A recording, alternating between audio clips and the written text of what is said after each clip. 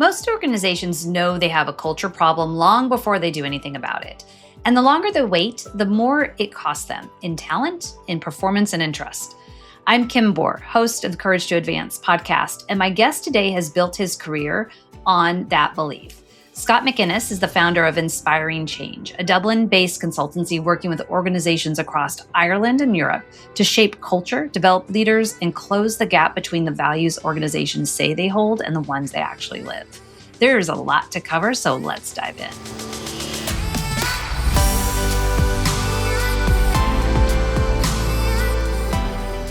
Scott, welcome to Courage to Advance. Thank you so much for having me, Kim. As I was saying before we came on air, it's kind of weird being on the other side of the mic and not being the one asking the question. So be kind to me. I will do my best. I will absolutely do my best. So talk a little bit about what brought you to this focus of culture before we really dive into the report you all have produced. I think it's interesting that a lot of my career has been about communications, whether that was working for myself or working in AIB, one of our big pillar banks. And it was that catapulted me kind of into the whole area of internal communications, of engagement. It was the first time I'd sat within an HR department. So just being around the people function was kind of interesting in a large organization of 10,000 people. So it was there that I kind of went, well, actually the power of organizations really is in the people. Even if they're tech organizations, we still need people to work the tech. And it was funny, when I was there was one moment that really struck me, and it was borne out again a number of years later, literally 6 months ago. I went and got some coaching, and we talked about personal purpose and what is my purpose. And we went through some exercises, and it was borne out that my purpose was really about connecting people. And I love being the one that I love doing this. I love having chats. I love hosting dinners. I love having dinner parties in my house. I love being the one that says, Kim, you should speak to Dara because you guys would really get on really well. And I think there's really something there that you guys could really do together. Fast forward 15 years. And I was clearing out some boxes in the attic recently, and I pulled out a book, and it was an autograph book from my last day in secondary school when I was 16, which was 35, 36, 37 years ago.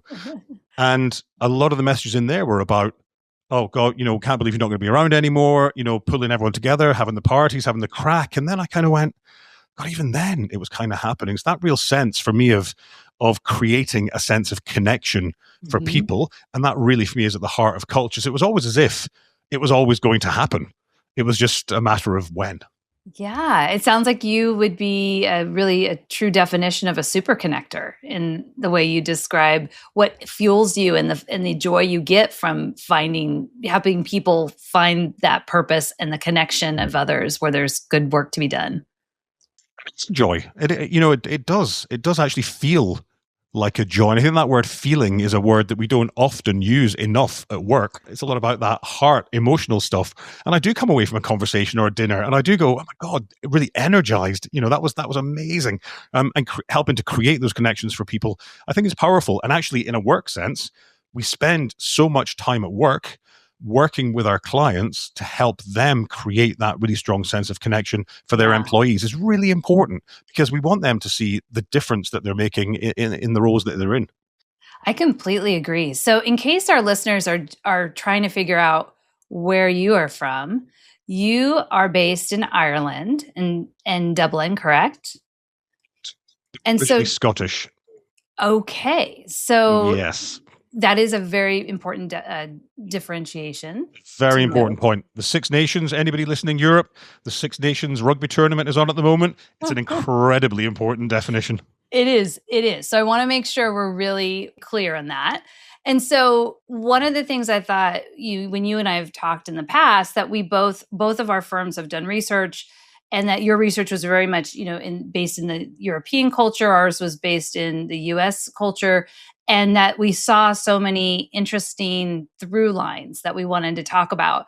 So before we dive into the research, talk a little bit about why you all felt it was so important to put some research together specific around culture. Like, what were some of the indicators that were coming through that felt it was time? There's tons of research out there on culture, and your research and my research are just two more bits of research going into a big pile of research.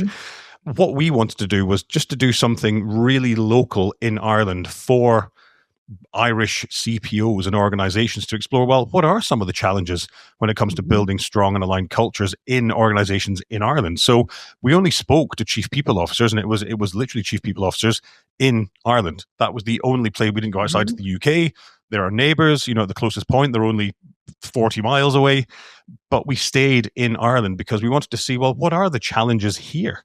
And to start to hopefully give people here, the chief people officers here, a sense that actually, yeah, there are some things that can be fixed, but actually we're doing some stuff okay, we're doing some stuff well as well, but actually there are some challenge areas. And I'm always, whether it's in the work that I do, whether it's on my own podcast or whether it's in this research report, trying to be really practical and say to people, okay, well, here's the challenge, but actually here's the ways you can fix it.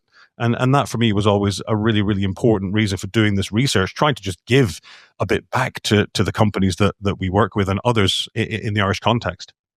Well, I think it'll be interesting as we dive into this, the comparisons of some of what we both were finding through the research is that there's some real common threads that go through regardless of where an organization or individuals are physically sitting in this. Ireland, Europe, US, there's a lot of overlap.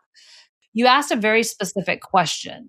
You asked CPOs, what are the three biggest challenges that they're facing in a strong culture? So I'd like you to talk a little bit about that and kind of where does that kind of pull through as some of the challenges that have emerged? Yeah, you know what? I wanted to keep it really simple because the brief was, these people are busy. They're not going to give you an hour. So the brief was one question, 10 minutes. Can you spare 10 minutes? And the answer, of course, was yes from lots of them. Because we wanted to just practically find out what are the stumbling blocks? What are the stumbling blocks that you're facing? What is it that's stopping you getting from the culture you have today to the culture that maybe you need to have if you've even thought about that? Because lots of organizations are still not intentionally thinking about their culture, not intentionally thinking about the culture they need to have versus the one they actually just organically have. So we were trying to get them to be more aspirational about it, perhaps, to think about the barriers to getting to the culture that you need or the culture that you want in order to deliver your strategy. Because at the end of the day, culture is a vehicle for delivering strategy. That's all it is. It's not about a nice environment or anything like that. It's how do we make stuff happen in the organization?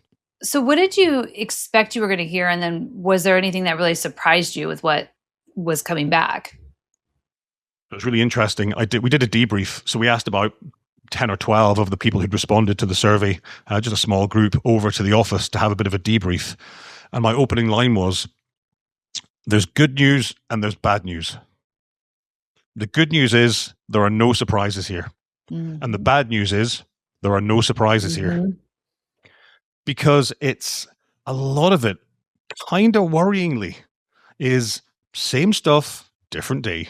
Yeah. The challenges that we identified is nothing that we probably, bar maybe one, which has really come to the fore since COVID. Bar one, there's nothing there that perhaps wasn't there 10 years ago. So what are organizations doing? Why are these things still barriers? I don't quite understand. Did you get a sense from the respondents or maybe the small subgroup that you brought in, a sense of complacency, a sense of desperation of like, we're trying to solve for these things, we just can't seem to break through? There were it was funny actually, as I was going through the 5 findings, there were a lot of wry smiles in the room. And people were like, yep. I just don't think they've cracked the nut. And I don't really know why. It's probably one question that does need to be asked of that group. What is it that's getting in the way? And perhaps it's just context that people are so busy. I was out for a group of CEOs for dinner last night.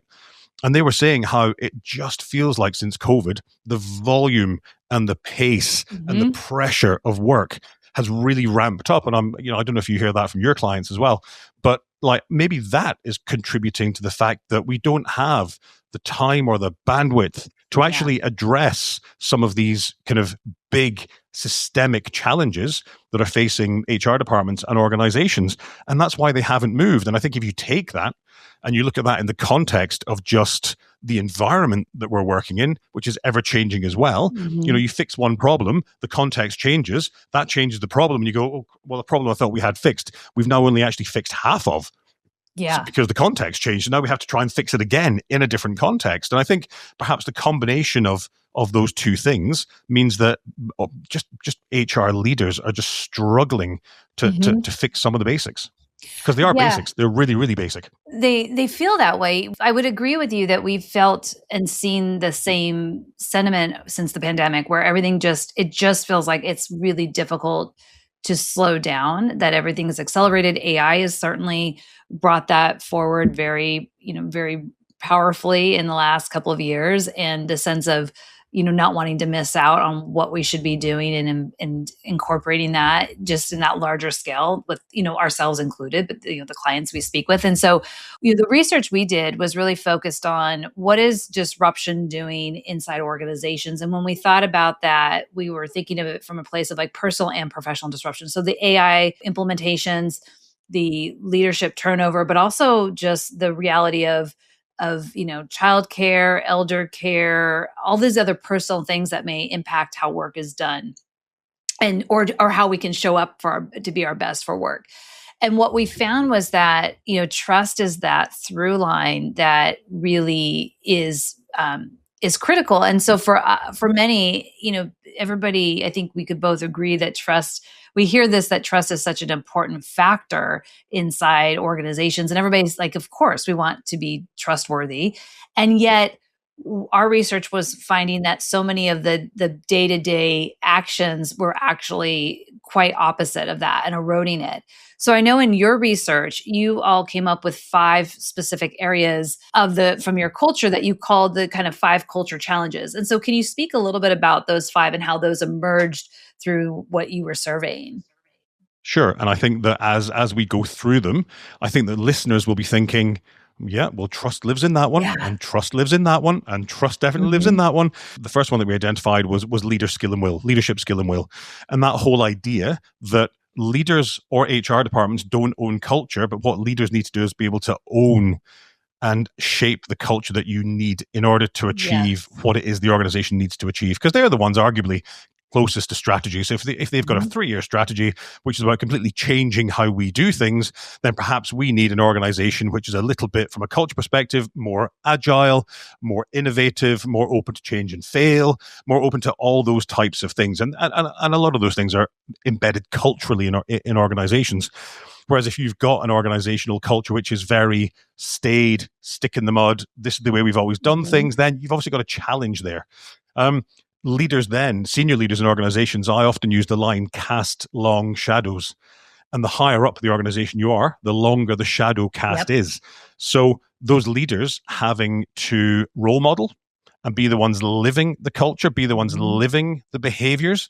For me, behaviors are a fundamental part of, we talk about values all the time. Actually, I might know your values. I can see your behaviors. So actually behaviors are much, much more important. So we want to see our leaders, our senior leaders, living those behaviors. And when they're not, all bets are off, because the rest of us just go, well, if he or she isn't bothering leading them from the CEO suite, then there's no point anybody else. Why should I bother? So the second one then, of course, was that what we've often heard described as the flabby middle or the permafrost layer, middle managers, those people in the organizations that are actually getting stuff done and are actually running teams and helping support their people and align their people. And one of the things that I often say about that middle manager cohort is that it's a key part of their role to be able to translate and contextualize culture in the context of their teams. Because of course, you running a team in the bowels of our organization and me running a team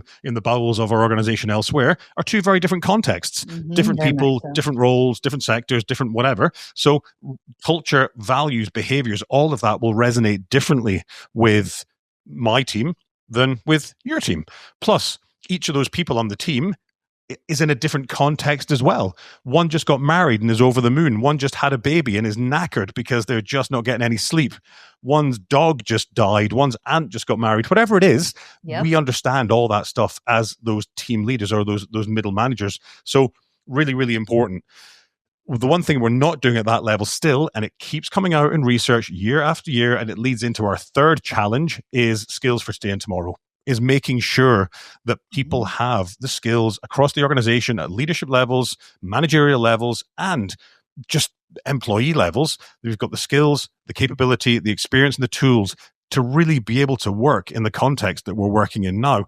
And we're not keeping up. We're not creating that idea or that culture of continuous learning. Like we're doing some work with a client at the moment who's they're just launching a career reward framework. And they keep saying to us, people have to be responsible for their own careers. People have to be responsible for their own careers. Now, that suggests that they've created an environment in which people don't feel like that because perhaps it hasn't been a thing before, or perhaps they've been spoon-fed development for years. We're working through that now. But people have to own their own careers, know where they're going, but then be supported to get there. That's incredibly important. The fourth one that came out was accountability for values. So people actually being held to account for their behavior. And people don't like having hard conversations. We were only having the conversation at dinner last night about the fact that it doesn't matter whereabouts you are. These were CEOs that I was out with last night. They don't like having hard conversations with people either. Right. And we're not programmed to have what we term difficult conversations. Now, I've always said that if we can maybe reframe that and reframe those difficult conversations as developmental conversations or support conversations, because how you're speaking to me, Kim, it just feels disrespectful. That's what the team's feedback is to me all the time. So how can we work through and help you get over that? Because you don't mean it, but that's just the way it's maybe coming out sometimes. Right. And we have That's those conversations. A really great and point. Actually, yeah, but they're in support of people. And that's a really, really important point. They're in support of that individual. We're not having the conversation because we don't like you. We're having the conversation because we want you to do really, really well. Yeah. Of course, psychological safety sits in there as well. People feeling psychologically safe enough within your team to be able to say, boss, that felt disrespectful, or that didn't feel honest, or that didn't look great, or that wasn't great in front of the client, so that we all get better. That's really important. And the fifth one, and then I'll stop and breathe. The fifth one is the one that I said, which has really come online for me much, much more since COVID. And we're seeing research all over the place coming out about loneliness. And the fifth challenge that we found was disconnection. Yeah. Organizations, we were told by the people that we spoke to that there was a big challenge in organizations feeling connected to their people, and the people feeling connected to the organizations, to their team, to their work, to the purpose. And I think probably part of that is hybrid working, is how we work now. That's definitely contributing to that. But I think what's interesting is that what we found is, whether it be leadership, internal communications, engagement, culture, or connection, or anything, all COVID did was simply turn up the volume. Right. Or turn down, just where there were cracks already, it just made the cracks bigger. Completely where we had strength, agree. It made the strength stronger. And it was interesting because it just really challenged and pushed and applied pressure to a situation that maybe wasn't. So maybe we weren't as connected as we thought when we were all in the office. Right. And just to say, anybody that thinks that pushing the nuclear get everyone back to the office button because that will fix the connection issue, think again. That's not the solution. And we're seeing that really, we have a lot of that push here still, and it's just backfiring. People are just finding more disconnect happening from that perspective. And I really also appreciate your reframing around that fourth challenge when you talk about, accountability for values. I think it's we find this in our business culture here too, where I think people just the idea of finding comfort in delivering difficult information is really challenging. And I like the reframing you said, because really, if we think about it as this isn't relationship building, we're giving, us having an open dialogue about something that's not landing right, or a particular approach that we're taking, that should feel like we're getting more of the clarity and we're building the trust. I think one of the things I find interesting, I should say, around the psychological safety is that it is a two-way street. So yes, we want to create an environment that feels like somebody can say something and there's no retaliation there. We also have to have people feel that they can step into that comfort zone. And I think often there's this sense of like, well, I don't know that it's safe.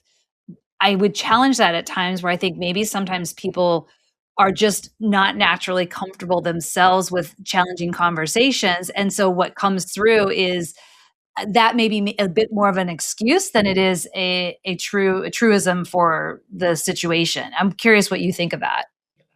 Yeah, I agree, and it's definitely a two-way street. And actually, I'm doing some psychological safety workshops with a client next week, 5 half-day workshops with their senior team, and of course, we're leaning on Amy Edmondson's work and taking a really good deep dive look at that, because that's kind of core for me to lots of the learning around psychological safety. And it is a two-way street. And I'll be talking to them about, well, when somebody challenges you, what's your response? Like literally down to the degree of, what does your face look like when somebody says to you, boss, I made a mistake? What does that face look like? Yeah. Because that's what they see.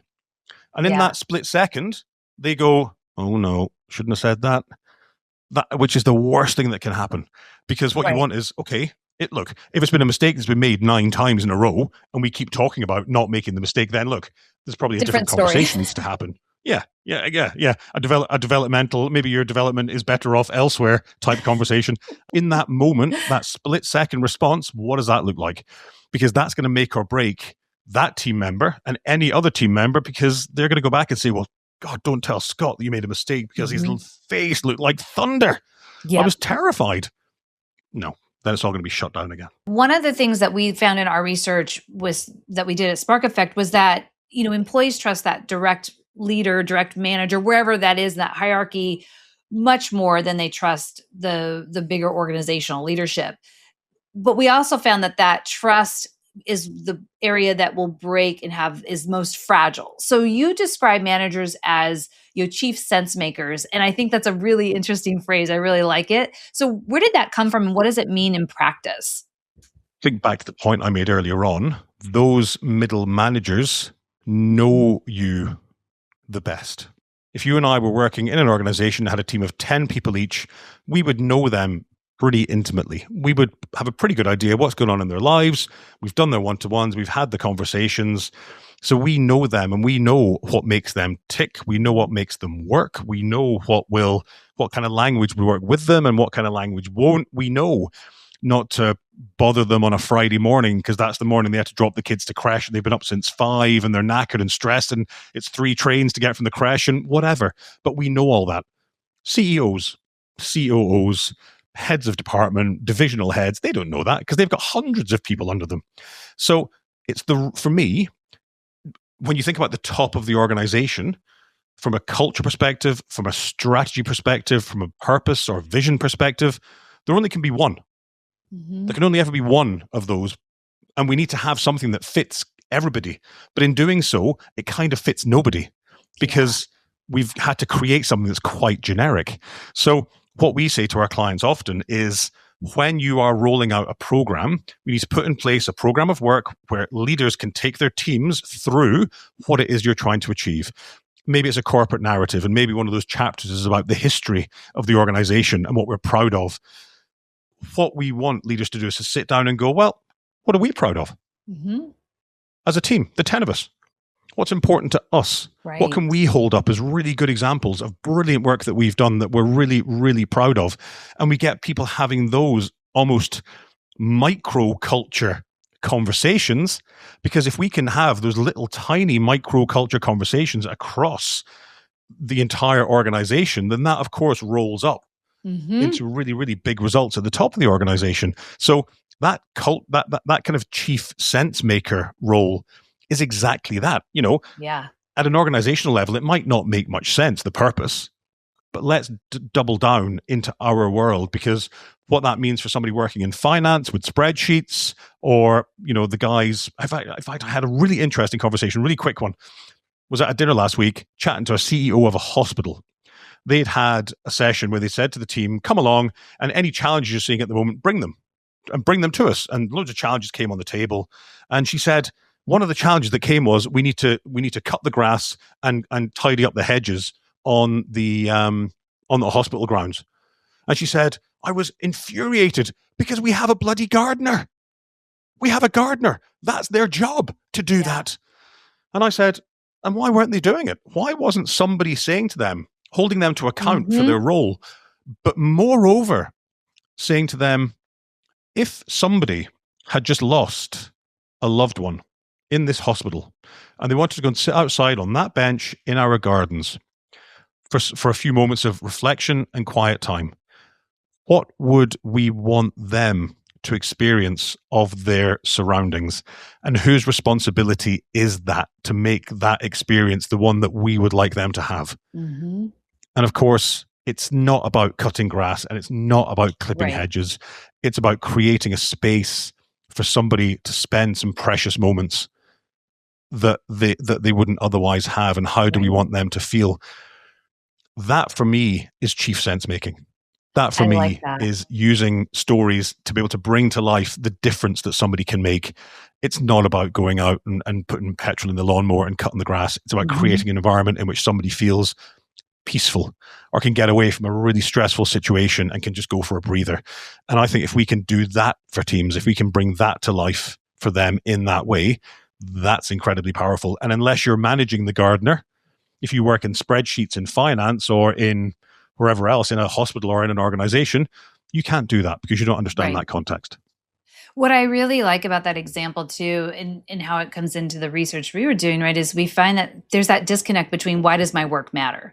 And so if that gardener, if you will, doesn't have that sense of connection as to why the work matters and understanding of the culture and the experience, if that's not the what we're leading from, then it's a very easy disconnect to have it be as just a job, right? Or just something that is just checking the box. One of the things that we saw that it relates so nicely into the do say gap that you've talked about and we've shared in other conversations is we know that some of the biggest trust builders that came through our research that you've really started to speak to from that's so critical to the culture are things like the open and honest communication, especially when there's change happening. You're thinking about that fair treatment of employees and empathy towards those situations like you were describing, and really opportunities to voice concerns. And then that visible alignment between the why we're doing these things. And yet there's so many situations where we find that there's a really, that gap is really exists. So how, why is it so hard, do you think, for leaders to close that gap or managers to close that gap when everybody's so, well-intended? I think it could be a capability issue that we just don't give leaders. That there's a report that comes out every year that it might be Gallagher State of the Nation. I can look it up and I'll send you a copy to stick in the show notes if you like. Yeah. But it comes out every year, and one of the questions is about people leaders. Do they have the skills and capability to be really good at their job? And the answer keeps being no, we don't. But nobody's investing any money in it, so nobody's actually spending money on giving leaders those skills that I spoke about a little while ago. I think some of it could just be time that we just that there is. Like it's so much change coming so thick and fast that you've barely got time to kind of, you're just chasing your tail. You've barely got time to turn around. You're on to the next thing. And of course, then we're not spending time perhaps reflecting on or recognizing the brilliant work and the pressure that our people are under. There's a line I often use, and I can never remember who it's attributed to, but it's people don't mind change. They just don't like being changed. Oh my goodness. Yes. Completely so agree with that. Change is fine. If it's not happening to me, if it's anybody else. Yeah, exactly. Yeah. Yes. So I rationally I get it. Rationally I get it. Emotionally it's hard. Right. Even the stuff that I don't like doing. How often have we heard that thing? I hate this system. I hate this system. I hate this system. We're changing the system. Oh, Jesus, don't change the system. Right. But you said you hated the system. Well, I do hate the system, but I know how it works and I know what its foibles are and I know all the workarounds, and it'd be a pain in the neck learning a new system. So, if we can bring people with us, and for me, at the very core of that question is why?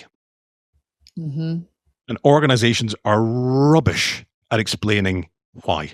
If we can do that, I think then people feel, back to that saying, people feel as if they are changed, they're not being changed, but they are being brought on that journey. And I think that's really important. Really critical. How do you, one of the things that we talked about that we found in our research was that organizations shouldn't try to mitigate risk as much as they are, in the sense of disruptions happening. You mentioned these micro moments. There's all these little micro disruptions and opportunity to address them at any given time.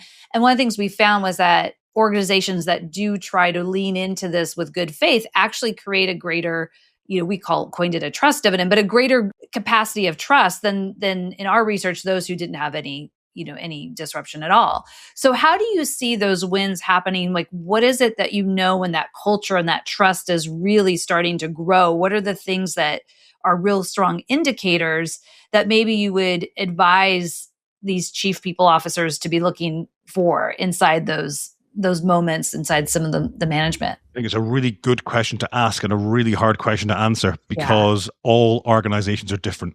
Right. So, we often hear, well, you can't measure culture. You can measure culture. We do it all the time for clients.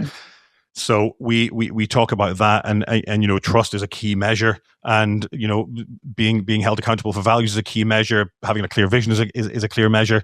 So all of those elements, getting those down in a survey, getting a line in the sand, understanding what you're doing really well and what maybe you're not doing quite so well is really important. And then focusing on those 2 or 3 things that in your context, in your organization, because that would be different to my organization or Kim's organization or, or Google or Facebook or whoever.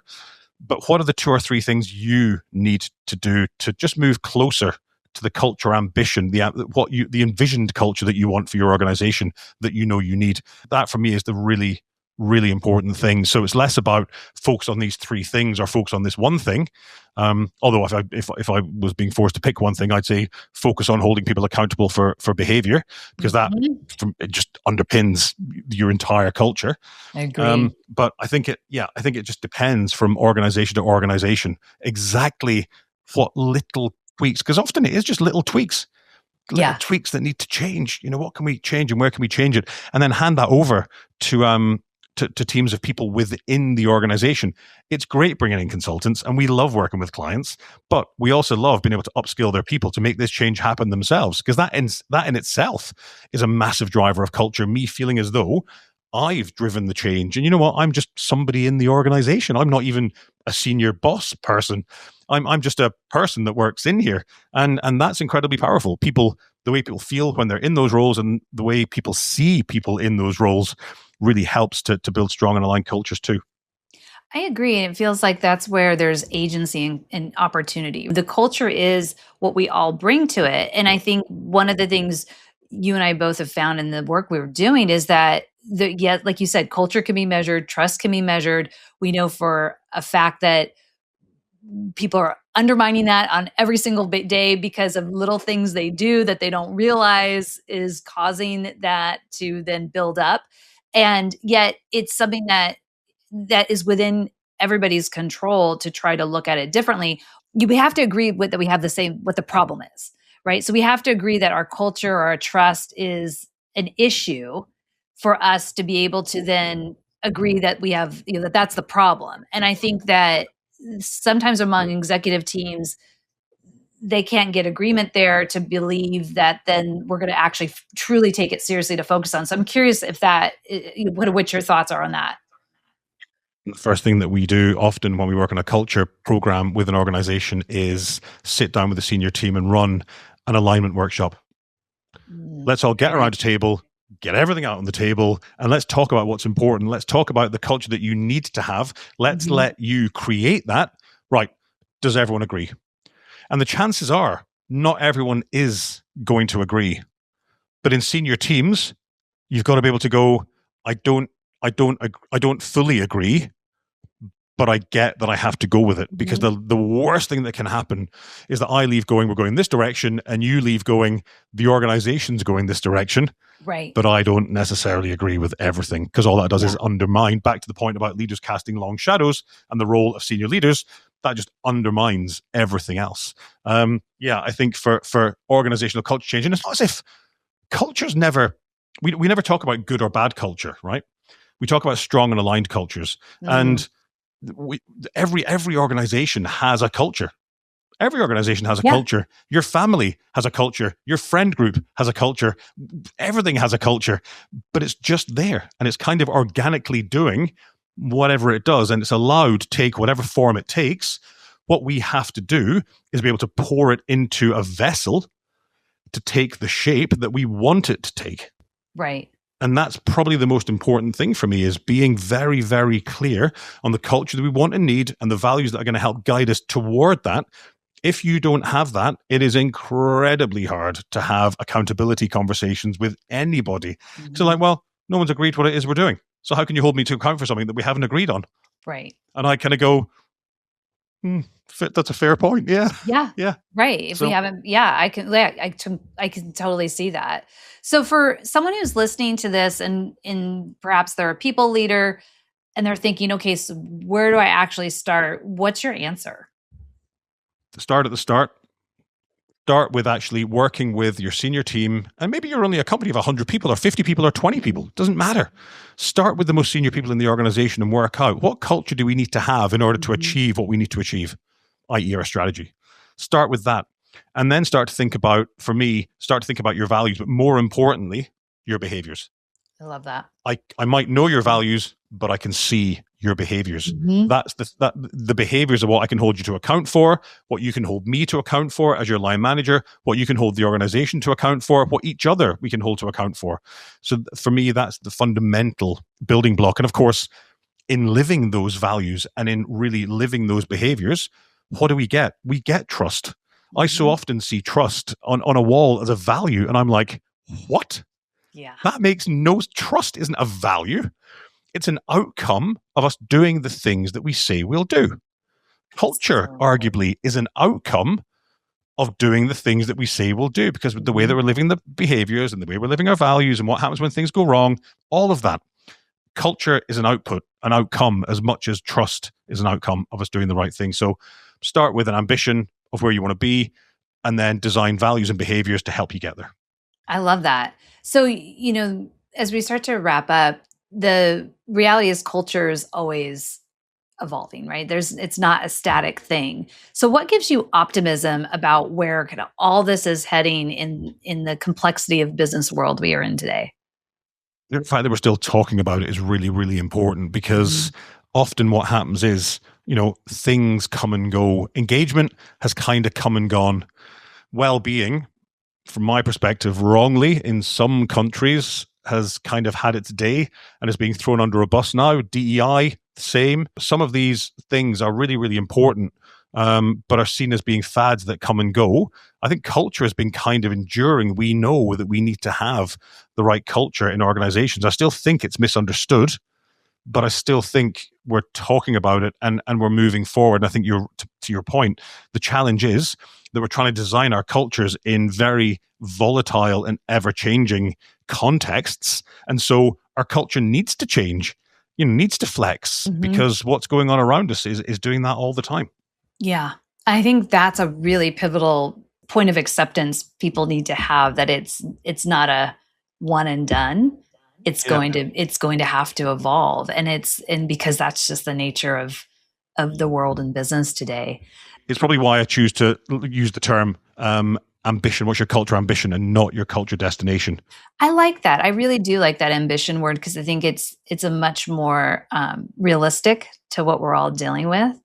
And I think in anything, it's hard to find a destination anymore. And it's always going to be, like we talked about with change too, the evolution of all that is going to keep us needing to be flexible and just figuring out what needs to evolve and pivot here and there. So Scott, where can people find you and access the report and learn more about your work? So website is best place. That's where you'll find the report, inspiringchange.ie. So that's up there. We also have, we ended up meeting because you came on my podcast to talk about your research. So Building Better Cultures is the name of our podcast. There's about 150 episodes there. And we're pretty active on LinkedIn. So you can find me on LinkedIn. Scott McInnes, if you just search me, or I'm sure maybe you could stick a link in the show notes. So Wonderful. Yeah, that's us. Thank you so much, Scott, for being here. And I've just really enjoyed the conversation. I think we could have kept it going for quite a lot more time. So maybe we'll have to revisit as we update both of our surveys and come back and talk again. Definitely. Kim, really enjoyed it. Thanks so much for being so nice to me. It was lovely being on this side of the mic for a change. I am so glad I gave you that great experience. For our listeners, we have resources relevant to our conversation today that you can access by visiting couragetoadvancepodcast.com. And remember to like and follow and review our podcast on your favorite platform so more leaders can benefit from these conversations. Thank you for tuning in to this episode of Courage to Advance, where transformative leadership isn't about having all the answers, it's about having the courage to find them.